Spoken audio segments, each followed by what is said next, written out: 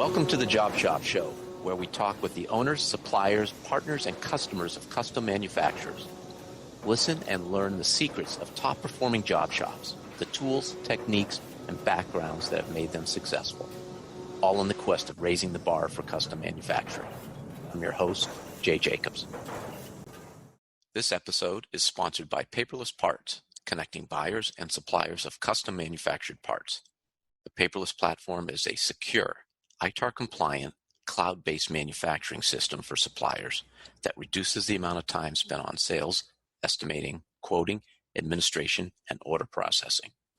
It offers seamless integration with the accounting and ERP software tools that shops already use, such as QuickBooks, E2, and JobBoss.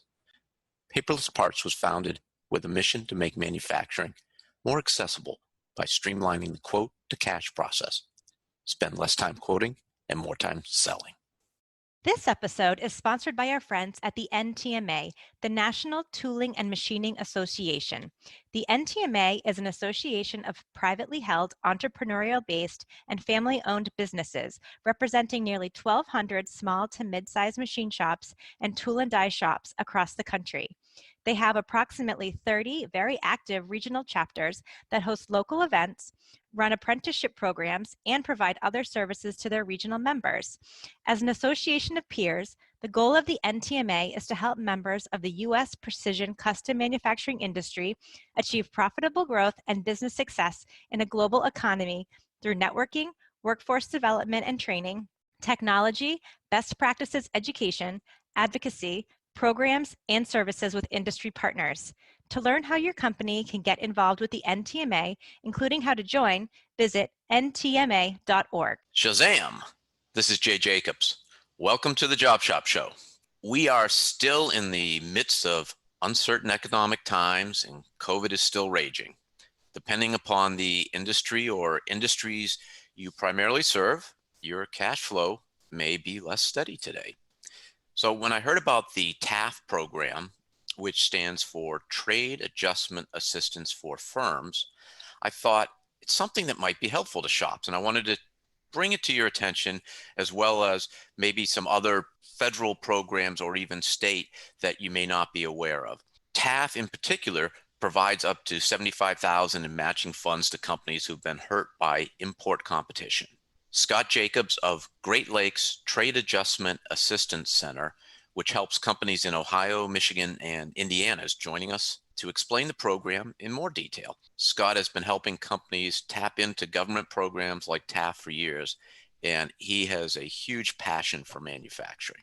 Welcome to the Job Shop Show, Scott. Oh, hey, Jay, honored and excited to be here. Really appreciate the opportunity. Yeah, when I found out about this, I was just so excited to get you on because, hey, let's face it, we all are paying a lot of dollars in taxes, and it would be nice as manufacturers for a little bit to come back to us and help us and our teams be better manufacturers and not let the business go offshore. Absolutely. Yeah.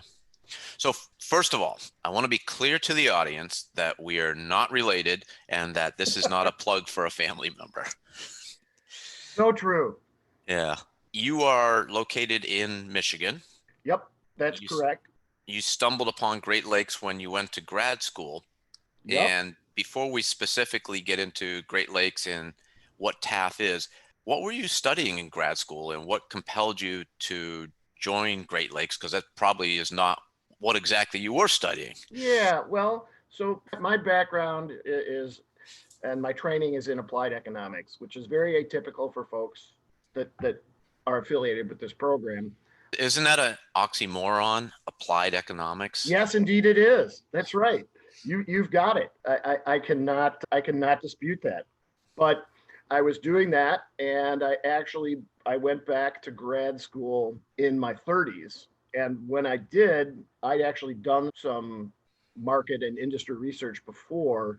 And one of the things that the Great Lakes TAC and other TAAF centers do is they help companies identify and develop plans, and that requires some research about, industries and markets. Mm-hmm. And so I did have some experience doing that. And when I found out that, hey, there's this organization that's helping small manufacturers, I was really excited. And so while I was in grad school, I ended up working there part-time. And when I graduated, I ended up being a project manager and was able to work directly with a number of small manufacturers.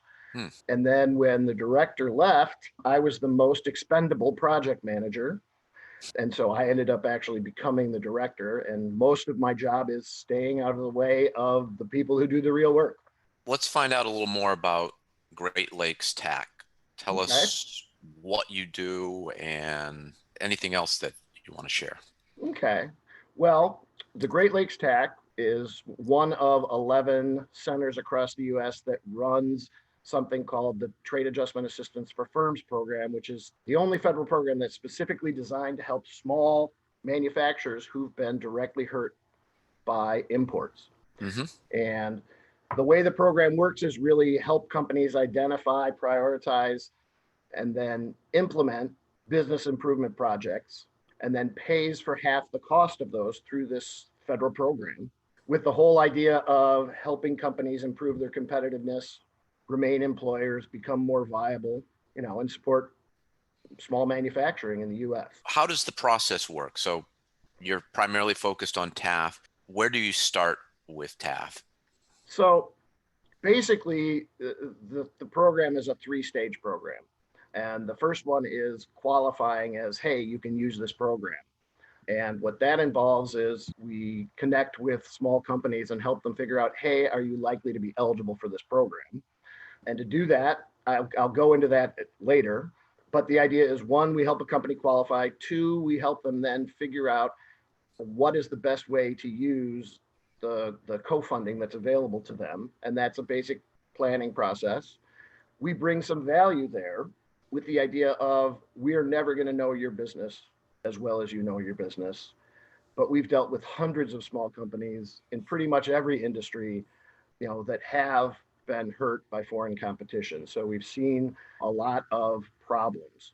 And we then develop a plan for the company about how are they going to use the funding. We will give our opinions, but ultimately it's the company's plan. And if it's going to improve their business, we're going to help them do it.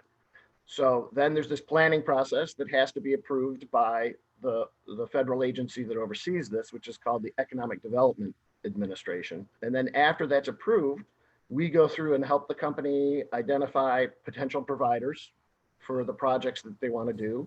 Mm-hmm. We handle the administrative aspects of contracting projects, and then we pay for half the cost. The company goes through and implements the projects that we identified. We will typically work with a company. Most companies will do 3 to 4 projects over 3 to 5 years. Is the $75,000, is that a lump sum over the 3 to 5 years, or is it per year? That is the lump sum. Right currently, the maximum a company can receive is that $75,000. But you don't have to spend it all in 1 year. Correct. You have to spend it within 5 years.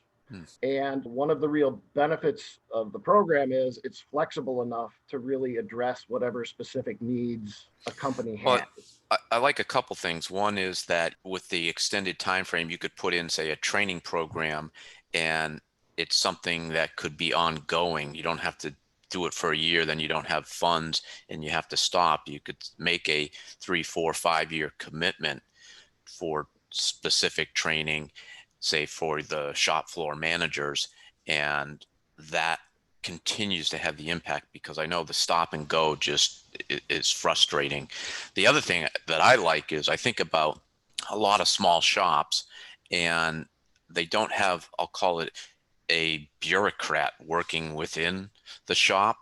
I was fortunate when I started Rapid, the sheet metal and machining company I used to own, and in the beginning, and even in the end, but particularly it was helpful in the beginning, my father, who was retired, would come in and handle these sort of bureaucratic projects that just would not have been done if he wasn't willing to step up. And he enjoyed doing that. So the fact that for someone who doesn't have their retired father to help them, your organization and the others around the country provide that expertise, and that's what you're good at. You know how to work the system. if you will. God, sad but true. Yeah, yes, that's exactly right. I mean, small companies, I mean, one of the keys, you're right, and long-term engagements are important, because companies simply don't have the bandwidth to do everything that they want to do in 1 year, Mm-hmm. and you need time to absorb a bunch of changes within the business and then build upon them. And really, I think that's the key that makes this program work is one, it is a long-term engagement. And two, it is flexible enough that you can do almost anything with it. I mean, most training programs or other kind of federal assistance, Mm-hmm. there are reporting requirements or job retention agreements. This program doesn't have any of that. It really depends upon the market and depends on, hey, if we help a company improve itself, it's going to remain an employer and a valuable asset to the community. Well, I want to get into the details, but can I ask first for you to share a story or two of a company or companies that you have specifically worked with? You don't have to use the names, but just to give us some real world applications of how this money's been put to use. Sure. I think that's a good idea. I mean, I guess the first one, let me step back and say, when I say small manufacturing, I mean small manufacturing. Our average company in our region is about 60 employees and a little over 10 million in sales, but we've got a whole bunch of folks that are six-man shops. Mm-hmm. And they have a lot of specific needs. And again, the flexibility to be able to work with them, I think, is key. Most of the companies that we work with in my region are basic industrial commodity providers. They're injection molders, they're machine shops, they're mold builders, they're Mm-hmm. foundries. And one of the first examples I'm thinking of is a foundry where there was a new silica requirement put in and by OSHA, and a lot of sand molders were really going to have significant difficulties with that because they had to be able to adhere to this new standard, but they often they didn't know how in the world are we going to change our ventilation systems and, Right. and our work processes to do that. So we had one foundry that one of the major projects we did was help them bring in some outside engineering to help them redo their ventilation system and redo a bunch of their policies to allow them to be in compliance. Mm. This company also, one of the big pushes in right now, well, everywhere with manufacturers is moving ERP systems into the cloud. Makes a Mm-hmm. whole lot of sense, Mm-hmm. usually. And, these guys needed to move up. There's an industry best breed, typically, system that they wanted to move into the cloud with. And we basically helped them bring in a provider Mm-hmm. to do all the transition from their current system to the upgrade into the cloud. So those very kind of tangible, immediate needs, program is really good with. However, also, one of the big things that companies need when they come to us is to increase sales and to Yes. diversify markets. I'm thinking of one company that, they're an injection mold builder in Michiana, which is the area between Michigan and Indiana, right along the border, South Bend, Mm-hmm. near Chicagoland. They had lost a bunch of business and they really needed lead gen. And so they, through the program, did both a big lead generation and then business development initiatives Mm-hmm. to identify and supply and win more business.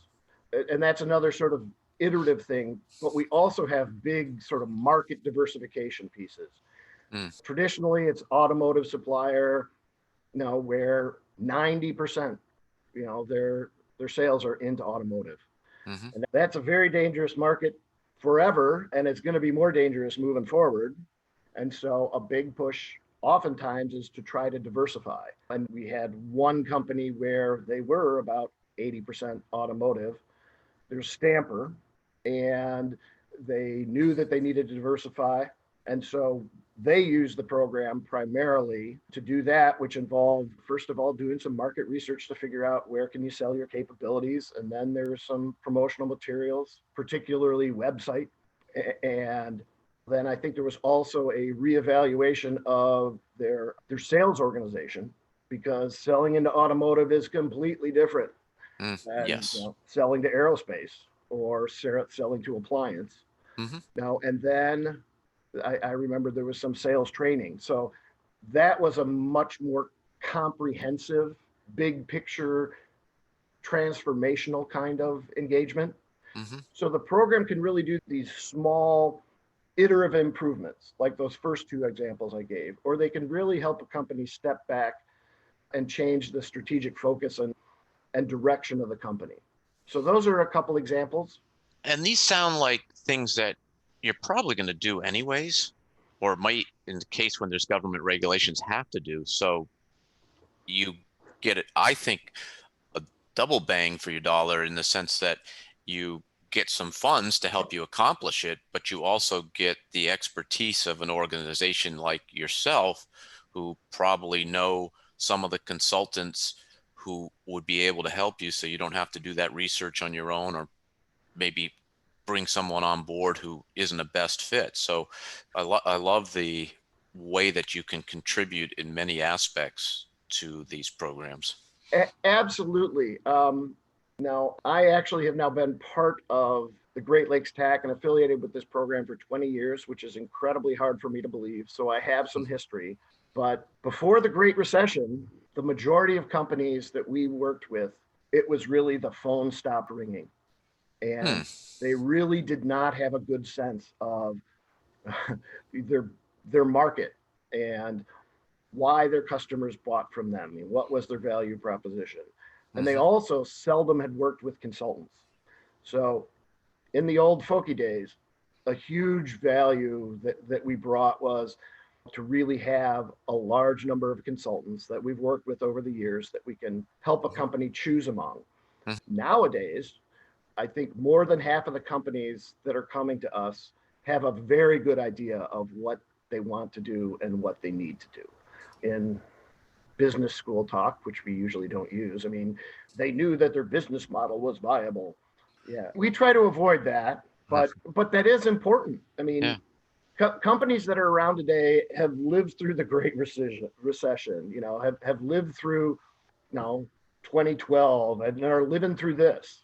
And what the program can do for everybody, and the idea of the program is help them implement things that are going to improve their business more quickly and hopefully more efficiently than they could without the program. Yeah.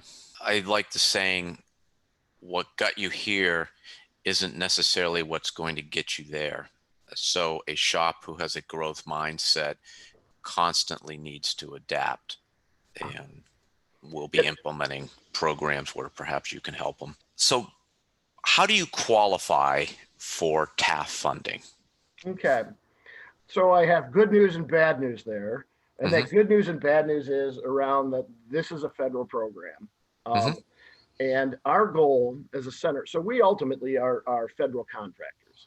Our organization contracts with the Department of Commerce to do this. But it is a federal program. And as such, it is slow. But the way you qualify for the program is that a company has to have had a decrease in sales of employment, typically on a year over year basis. And we have to be able to identify specific business that has been lost directly to foreign competitors. And we need to confirm that. Hmm. So the first step is really to have a conversation with the company. And typically, within 5 or 10 minutes, we can help them figure out, are you going to be eligible for this? And then the next question is it going to make sense given your situation? Hmm. And there are some circumstances where this program is a bad fit. If you're a company that is really uncomfortable bringing in people from the outside, that's not a good fit. If you're in a financial situation where you're unable to pay half of the cost of the kind of improvements that you want to make, this isn't going to be beneficial. But for most people that are forward looking and trying to improve their shop, it's pretty clear that they don't have all the capabilities they need in house. And so they need some help from the outside. So this is frequently a good fit. So the first step is figure out, is the company probably going to qualify, and is the program going to be what they need it to be? Hmm. As part of this, then we have to document that in something called a petition and submit it to the EDA. And then that document ends up, the company will end up being certified as eligible to apply for trade adjustment assistance, which really means the Department of Commerce acknowledges that you have indeed been hurt by imports. Okay. The second step is, after that happens, basically we're helping the company figure out how do you want to use this funding? Mm-hmm. And ultimately our goal is to help them confirm that, okay, they got probably 150 grand, 50% theirs, 50% the programs. What is the biggest impact? What are the greatest needs? Mm-hmm. Then we have to document this in something called an adjustment plan that serves both as this internal planning document for the company, and it drills down as far as, okay, what are the actual scopes of work and what are the actual timing? Mm-hmm. And I mean, so that is both a planning document for the company, but it is also actually the official application to be able to get the funding. So we will put that together for the firm. Again, I think, as I said much earlier, we will give our opinions Mm-hmm. and what we think makes sense, but ultimately it's the company's decision. Sure. And one of the big questions that frequently happens is, okay, man, we're below break even. We're operating at 50% capacity. Do we need to reduce our costs first, or do we need to increase that top line? The company and us may have a different opinion about that. We're going to do what how the company wants to proceed. Mm-hmm. Our job is to suggest, but ultimately this is the company's plan. So that document then again gets submitted to the EDA. And after they approve it, I should step back and say that we can never guarantee that either a petition or an adjustment plan will get approved by EDA, but my center has never had one rejected. So one of the big keys there is, after our first conversation, we're going to know, are you likely to be certified and use Mm-hmm. the program? Because we don't want to waste anybody's time. Right. After this plan is approved, we then go through with the company and implement the projects that they've identified one by one. Mm-hmm. We help them find potential providers if they don't have one. And then we take care of the project management things, and then we pay for half the cost as the projects go on. Mm-hmm. A key thing is that this plan is really sort of an as-is situational document. We know that if the situation does not change for a company during the time that they're implementing, we should be doing something else. And you have the ability, and we do regularly go back and review this and help the company. We will reevaluate and replan Mm-hmm. funding, but the goal is really to provide enough flexibility that the company can do what they want to do. I said up front, the problem with this program, federal program, is that it's slow. Jay, if we were going to have this conversation today about your company, Mm-hmm. realistically, it would take 6, 8, maybe more months to be able to get to the point of where you're doing projects. So from the time we first talk with you to the time we get money. Yep. Yes, and that's a huge problem, and also one of the reasons why sometimes it is not a good fit for companies. So specifically on the money side, do you have to submit invoices to the EDA, or who sends you the money, and how do you document Yep. to get paid? Yep. So a lot of people think about this as a grant program, and for most people, that's okay if you think of it that way. But there's a couple of ways where it's not. So first of all, this planning portion of the program is really all the justification for doing the projects. When a company is doing a project through the program, we do not have to capture huge amounts of information about the project. We've already done that due diligence about the project having value up front. And most grant programs, I mean, the problem is you've got to either promise to do something or Mm-hmm. document a bunch of stuff. And for a lot of small companies, if they don't have your dad, that's really hard to do. Mm-hmm. And it's not feasible. So a good thing about this program is I don't have to do that. So what will happen as we're doing a project is, the way the payment structure set up is that we will pay as the company pays.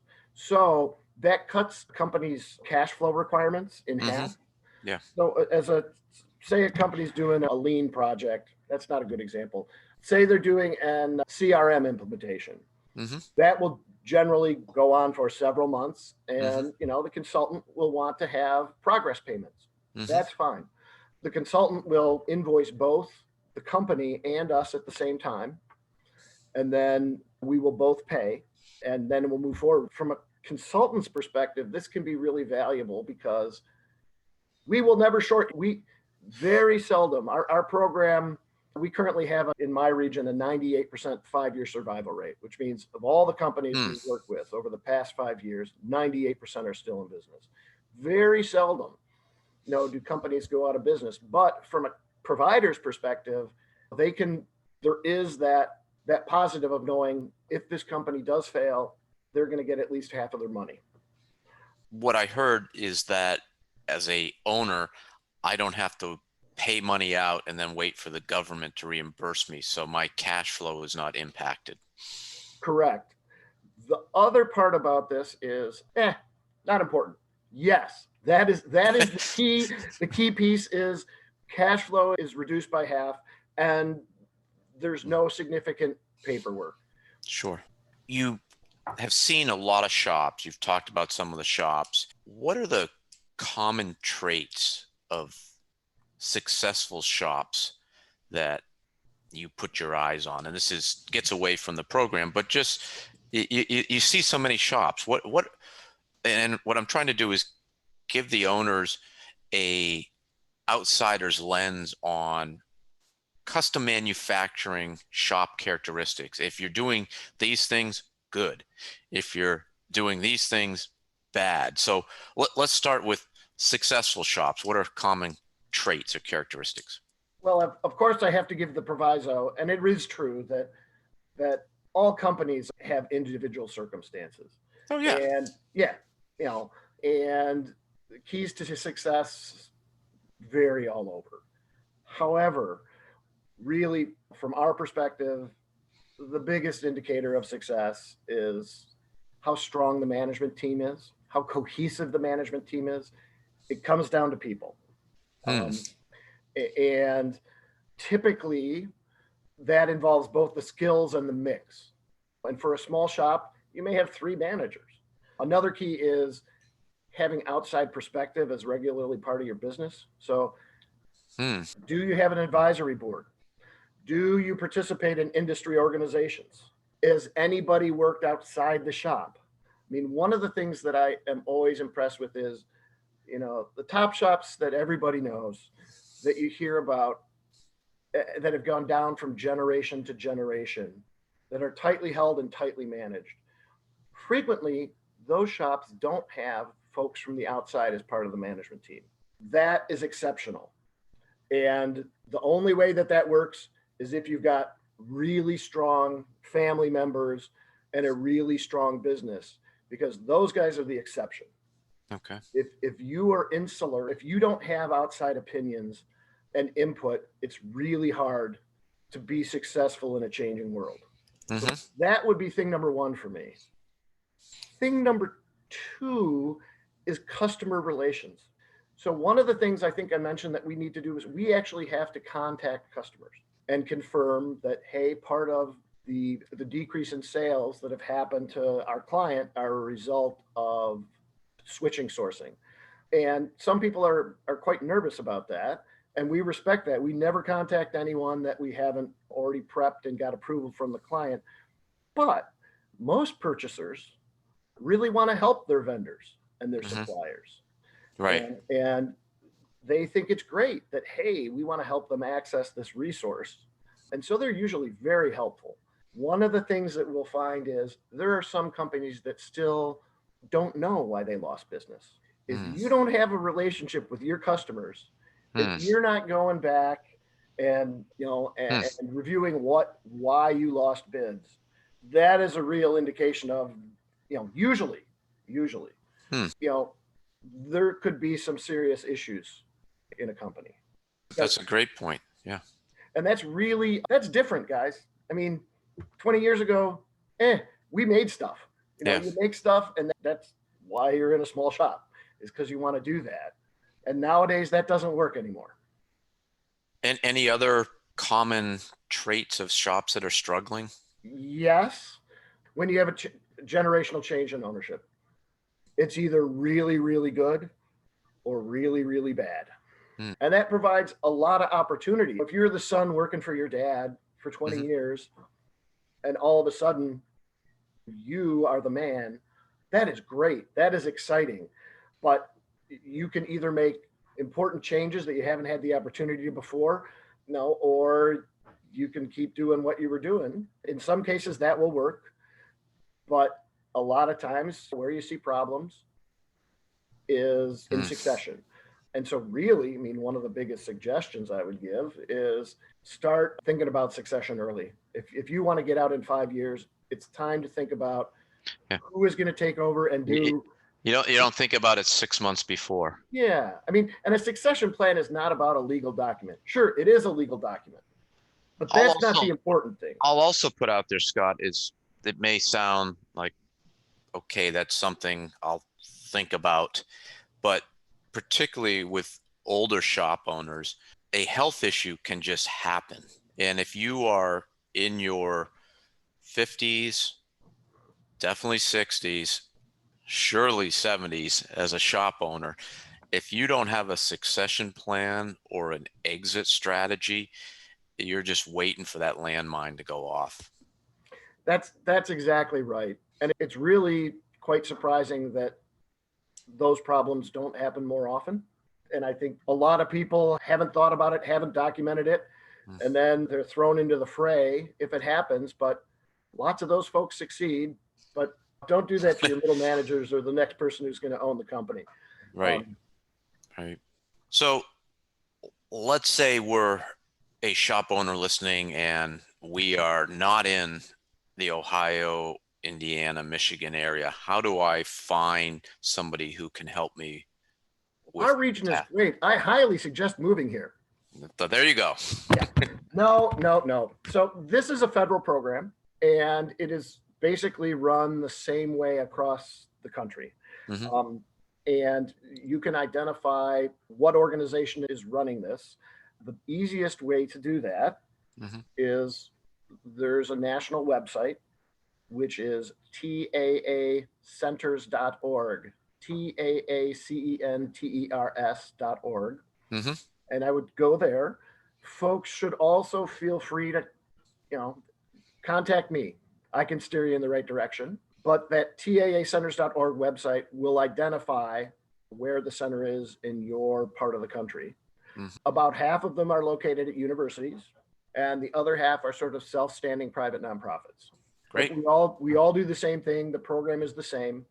And so I highly recommend at least looking into it. And I think another advantage or strength of, even if this is not the program for you, but engaging with a TAAF center, is that you work with so many other organizations out there that are there to promote manufacturing, to help manufacturers become better. And I want to jump into a couple that you have worked with that owners may not be aware that they exist. And maybe you can just tell about how you've interacted with them and maybe their mission in real basic sense. But Sure. The manufacturing extension partnerships, MEP, you've worked with your local ones. Can you just talk about them and maybe some of the things you've done? Sure. Jay is talking about the Manufacturing Extension Program, or MEP program, which is actually the big federal program that's designed to help small manufacturers. And their whole mission is to improve the overall competitiveness of small manufacturers.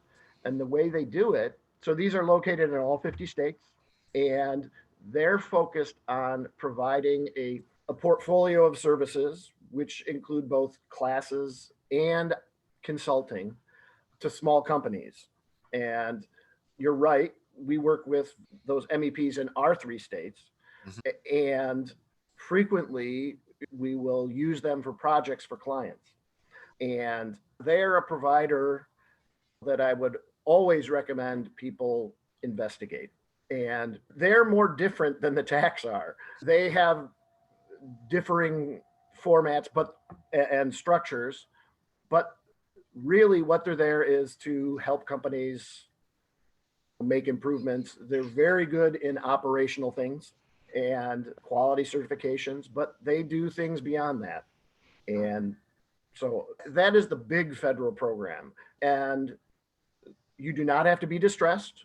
They work with everybody, and that's their goal, is to work with everybody to improve competitiveness.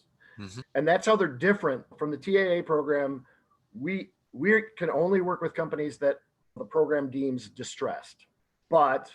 And also we work with relatively small companies, and we work on long-term engagements. The MEPs are really project oriented. So they will help you do a single project, and they have a lot of capabilities. And yes, I would recommend everybody, know who their MEP is and at least give them a call, if you've got specific needs. Yeah, great resource out there. How about any other organizations that you engage with? Well, I think industry associations are really important. Mm-hmm. And I mean, not only for information sharing, but many of them have training programs or suggested providers, and sometimes they can give people discounts on those. We're actually talking to PMA right now about a training project for one of our clients. And PMA, for those who don't know, Precision Metal Forming Association, mm-hmm. stampers, vendors. Mm-hmm. Yeah, and I mean, for lots of folks, trade shows don't matter anymore, but still connection with folks on the outside, best practices. I am always reading Modern Machine Shop and looking for their top shops. So I would think about industry associations. You also participated recently in Engage 2020, didn't you? Yes, I did. This was, if anybody else was there, I had never been to a virtual conference before. Mm-hmm. So, my kids thought I was playing video games. But this is a structure where they really, we're trying to focus on. And who is they? Who put this on? Thank you so much, Jay. NTMA is the National Tooling and Machining Association. Mm-hmm. And they're one of the biggest industry associations for small manufacturers, molders, tool and die builders, precision machiners, lots of custom manufacturers. Mm-hmm. One of our big friends. Yeah. And also they have very strong chapters. And that's particularly if you're in an industry where your industry association has chapters, and that's where they're active, like NTMA. Those can be really valuable, not only for the networking, but again, for different kinds of programs and assistance. But so yes, NTMA was doing a conference that because of COVID, they decided to do virtually. And it involved really bringing forward folks who've had successes. We were there both to participate, and we did not present, but we exhibited, and we also were able to go and see a bunch of the workshops, which I thought were very good. Well, trade shows aren't happening now, and I love how the NTMA and others are still creating ways for us to gather, to collaborate. And there's nothing like being in person, but this is certainly a much, much better than just being isolated. So kudos to them for putting it on, and I'm glad you were able to participate. Yeah, exactly. I mean, and the other thing is, the big national conferences, they're great, but the little stuff that the industry associations do and NTMA does are really great. The cost is nominal. The time commitment is whatever, you deem necessary. But I guess if I was going to do one thing to engage, if I had a custom manufacturing shop, is I would look at joining an industry association. Great advice. I have one last question for you, Scott. When you go home at night, how do you know that you've had a successful day? Oh, well, as I said, I used to be a project manager. However, I am no longer frequently getting to interact with lots of companies and getting out on the road. So for me, if I get to talk to a client and help address a situation, help them get further along in their quest to improve their competitiveness, that's fantastic. Also, just hearing the reports back from my staff about the success, usually of individual projects, but also broader positive things with their clients. We just had a cut and sew shop that, not through our program. I mean, we told them about the opportunity and they found it. They just got a $600,000 contract. Nice. Yeah. Oh, huge for them. Huge Yeah. for them. And this was an opportunity that we told them about, but they went and did all the work. And to just know that, hey, this is a 18-month job. It's going to keep the doors open. Yeah, that kind of stuff. So I live vicariously now. Well, it is a great example of it being a team effort, and we as manufacturers were really good a lot of times at making parts. As I said in the beginning, we're not good at bureaucracy, so it's super that you're out there, you and folks like you, to lean on and to help us be more competitive. So Yeah. really appreciate you taking the time to join us today, Scott, and share your experiences and let us know about the government programs, the associations, particularly, of course, the TAAF program.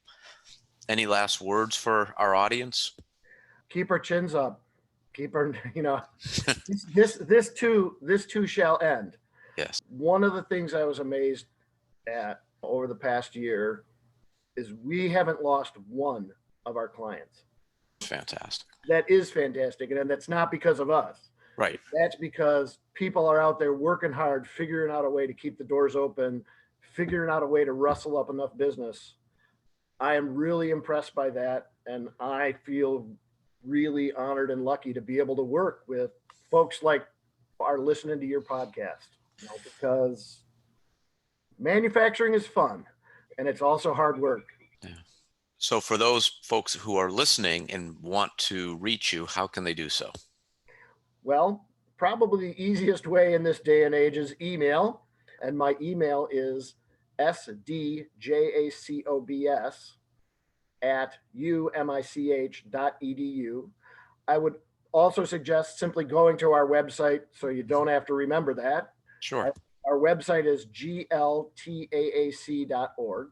And, if you're in another region, feel free to contact me, or you can find out who the TAAF center is that's covering your state at taacenters.org. Well, thank you again. I really appreciate the time. Oh, Jay, thank you. So that's it for today. I think this ties in well with my belief that successful shops spend money on training. And if you are doing this or plan to do this and meet the TAAF criteria, why not let the government help you upgrade your team's skills? It's a win all the way around, makes the U.S. competitive, and keeps jobs here.